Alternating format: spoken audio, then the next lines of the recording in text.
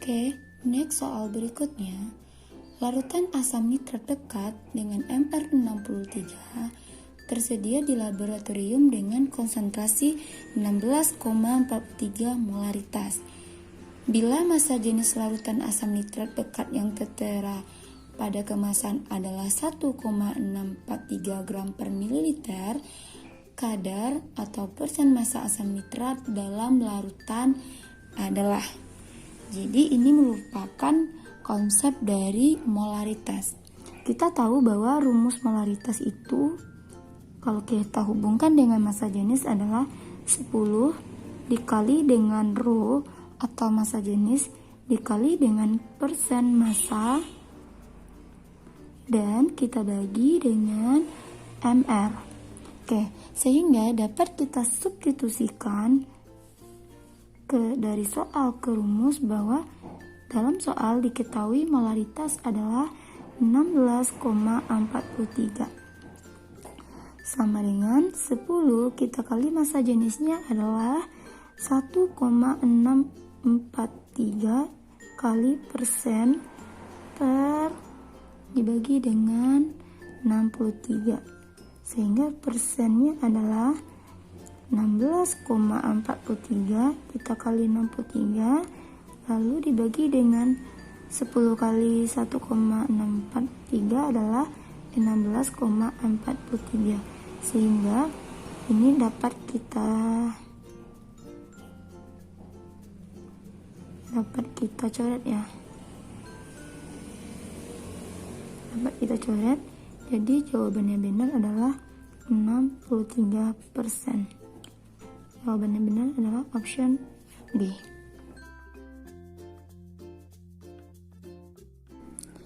Next, soal berikutnya. Amonium nitrat adalah suatu senyawa kimia yang memiliki rumus kimia NH4NO3. Senyawa ini utamanya digunakan dalam pertanian sebagai pupuk kaya nitrogen. Produksi industri amonium nitrat secara sederhana sebagai berikut. HNO3 direaksikan dengan NH3 menghasilkan NH4NO3. Reaksi antara 12,6 gram asam nitrat dan 2,24 liter gas amonia dalam keadaan STP atau standar temperature pressure menghasilkan massa padatan NH4NO3 sebesar. Jadi sebelum kita mereaksikannya, kita rubah dulu satuannya dalam bentuk mol. Sehingga kalau kita mencari mol dari HNO3 sama dengan gram dibagi dengan mr. Nah, gram dibagi mr berarti 12,6 kita bagi dengan mr HNO3. Nah, mr dari NO3 itu sendiri yaitu adalah penjumlahan dari AR-AR-nya atau atom relatif. Kita tahu bahwa hidrogen memiliki AR-nya 1, sementara nitrogen dalam soal adalah 14 dan oksigen adalah 16. Karena ada 3 atom, maka 16 dikali 3 jadinya. Nah, 1 tambah 14 adalah 15, 16 dikali 3 adalah 48, berarti 48 kita tambahin dengan 15 adalah 62. Oke, sehingga kita bagi dengan 62. 12,6 dibagi 62 adalah ini 63 ya. Oke, sorry ya. Nah, kalau kita bagi dengan 63 jawabannya adalah 0,2 mol. Nah, ini adalah untuk si HNO3. Kalau kita lanjutkan untuk mencari mol dari NH3 atau amonia adalah karena dia dalam keadaan SFP berarti berlaku rumus mol dikali dengan 22,4 liter dalam keadaan STP. Karena kita mencari mol berarti volume yang diketahui di soal adalah 2,24 kita bagi dengan 22,4 sehingga didapatkan jawabannya 0,1 mol. Oke, kita lanjutkan ya, sehingga dapat kita reaksikan bahwa HNO3 ditambah dengan NH3 menghasilkan NH4NO3. Kalau kita tulis mula-mula bereaksi sisa sama dengan, nah kita tahu bahwa mol HNO3 adalah 0,2 mol, sedangkan mol dari NH3 ini adalah 0,1. Nah, kita harus mencari reaksi pembatas. Reaksi pembatas adalah reaksi yang habis bereaksi atau biasanya ditandai dengan mol yang terkecil. Sehingga mol yang terkecil di sini adalah NH3, maka kita tulis yang bereaksi adalah NH3 0,1 mol. Nah, berarti untuk HNO3 juga 0,1. Kenapa? Karena koefisiennya sama-sama 1. Oke, berarti di sini juga 0,1. Ini belum terbentuk ya. Kita kurangi 0,1, ini habis, ini 0,1. Oke, karena di soal diminta adalah massa NH4NO3, sehingga dapat kita cari berdasarkan rumusnya, yaitu massa sama dengan mol dikali dengan mR. Oke ya. Nah, molnya yaitu dari NH4NO3 0,1, sementara mR dari NH4NO3 harus kita cari terlebih dahulu. Oke, kita cari mR-nya di sini. mR kita geser sedikit ya. Oke, mR NH4NO3 sama dengan N adalah 14, kita tambah H ada 1 kali 4 adalah 4, dan nitrogennya lagi adalah 14 tambah dengan 16 kali 3 adalah 48. Oke, jadi 14 tambah dengan 4 adalah 18, 18 tambah 14 adalah 32, 32 ditambah 48 adalah 80 ya. Oke, 80. Jadi totalnya di sini 80. Jadi kita kalikan dengan mR-nya di 80, didapatkan 8 gram. Jadi jawaban yang benar adalah option D. Next, soal selanjutnya. Iodium biasanya digunakan dalam larutan beralkohol untuk sterilisasi kulit sebelum dan sesudah tindakan medis. Namun, larutan ini tidak lagi direkomendasikan untuk mendesinfeksi luka ringan karena dapat mendorong pembentukan jaringan parut dan memperlama waktu penyembuhan. Saat ini terdapat iodin providon, sebuah polimer yang larut dalam air yang mengandung sekitar 10% massa yodium aktif. Konsentrasi iodin tersebut dinyatakan dalam molaritas adalah jika massa jenis 1 gram per liter dan AR-nya 127. Nah, dari soal dapat kita ketahui bahwa untuk mencari molaritas yang berhubungan dengan massa jenis adalah molaritas sama dengan 10 dikali dengan massa jenis dikali dengan persen dibagi dengan mR. Nah, ini merupakan rumusnya. Jadi adik-adik harus ingat ya. Oke, diketahui bahwa di sini molaritas sama dengan 10 dikali massa jenisnya 1 dikali persennya itu adalah 10, kita bagi dengan 127. Sehingga didapatkan 100 dibagi 127 adalah 79 dikali 10 pangkat min 2. Nah, jadi ini kali-kalinya bisa diadik cari sendiri. Jawabannya adalah option D. Oke, soal nomor 9. Perhatikan tabel berikut. Pasangan data yang tepat antara mineral dan kandungan unsurnya adalah. Oke, Di sebelah kanan udah terdapat bahwa macam-macam unsur serta mineralnya. Sehingga dapat kita cek bahwa nomor 1, mineral siderit memiliki unsur besi. Benar, karena besi mengandung hematit, magnetit, pirit, siderit, dan limonit. Jadi nomor 1 benar. Oke, nomor 2, barit terdapat di tembaga.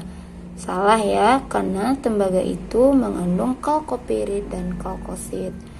Next, nomor 3, kalkosit terdapat pada tembaga. Benar, jadi 1 dan 3 benar. Oke, kalau kita lihat nomor 4, kriolit terdapat pada belerang. Salah ya.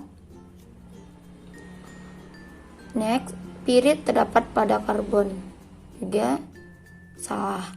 Jadi jawaban benar adalah 1 dan 3, option B. Next, soal berikutnya.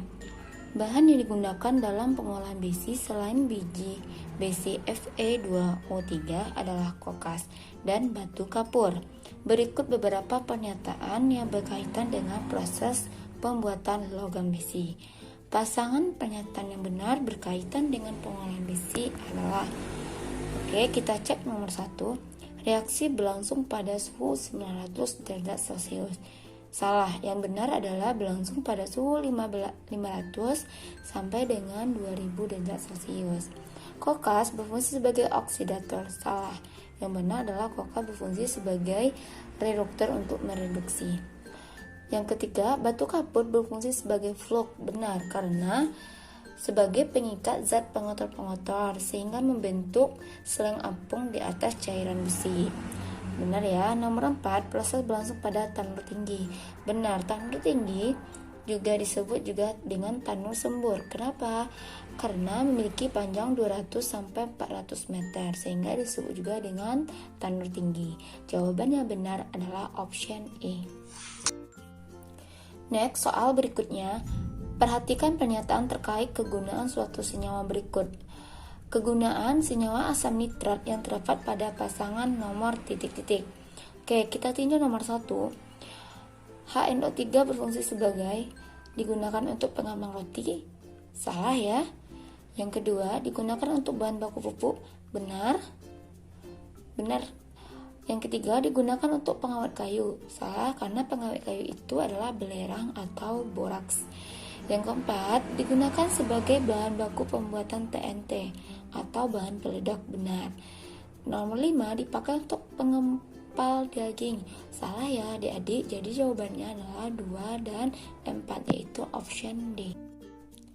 Next, soal berikutnya. Perhatikan dua notasi atom unsur berikut, 12,6X dan 11Y. Bila unsur X dan Y berdekatan, struktur Lewis molekul senyawa yang terbentuk adalah. Jadi sehingga dapat kita tulis bahwa 12,6 atom X dan 1 nomor masanya 1 dari atom Y. Oke. Nah, ini kalau kita tulis konfigurasi elektronnya adalah 2 dan 4. Ini adalah 1. Jadi ini memiliki elektron valensi sebesar 4. Ini adalah 1.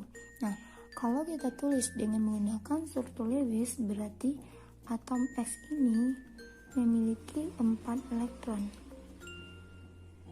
Nah, karena 4 elektron udah pasti dia mengikat atom Y sebanyak 4 atom. 1, 2, 3. Nah, kalau kita tulis atom Y memiliki 1 elektron. 1, dan 1. Jadi penyebarannya kita taruh 1 dan 1.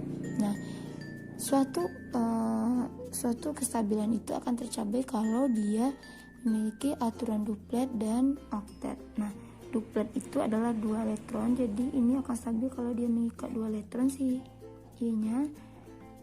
Oke, sementara si X-nya adalah 8 elektron. Jadi dia akan stabil duplet dan oktet.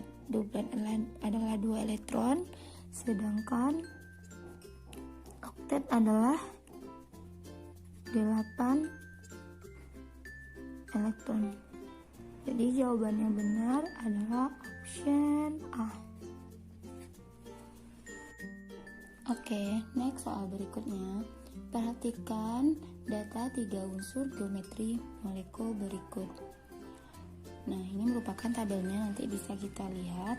Berdasarkan data tipe dan geometri molekul SF4 dan MF3 berturut-turut adalah nomor. Oke, sekarang kita tulis dulu konfigurasi dari SF4 dan NF3. Nah, di sini kita lihat bahwa atom pusatnya di sini adalah SS, memiliki nomor atom 16, sehingga dapat kita tulis adalah konfigurasinya 2, 8, dan 6. Nah, untuk mencari PEB, berarti PEB sama dengan EVA dikurang PEI dan dibagi dengan 2, sehingga EVA-nya adalah 6, elektron valensi dari atom pusat 6, PEI-nya adalah 4, kita tulis 4 dan kita bagi dengan 2, sehingga didapatkan PEB-nya 1. Oke, jadi rumusnya bisa kita tulis A sebagai atom pusat, X yang terikat adalah 4, berarti dia AX4 dengan PEB-nya adalah 1. Oke, kalau kita lihat di soal itu yang benar jawabannya adalah AX4 dan jumlah PEB-nya 1, yaitu nomor 5. Oke, sekarang kita tinjau nitrogen. Nitrogen memiliki nomor atom adalah 7, sehingga dapat kita tulis konfigurasinya 2 dan 5. Nah, lalu kita tulis PEB-nya. PEB adalah elektron valensi dikurang dengan pasangan elektron ikat dan dibagi dengan 2. Nah, EVA-nya di sini adalah 5. Berarti 5 kita kurangi dengan yang terikat adalah 3. Lalu kita bagi dengan 2 sehingga didapatkan jawabannya 1. PEB-nya adalah 1 dengan rumus A sebagai atom pusatnya itu adalah N. X yang terikat dengan atom pusat adalah 3, berarti AX3 dengan PEB-nya 1. Jadi yang tepat jawabannya adalah nomor 4, yaitu tipe molekulnya AX3 dan jumlah PEB-nya 1. Jadi jawaban yang benar adalah option E.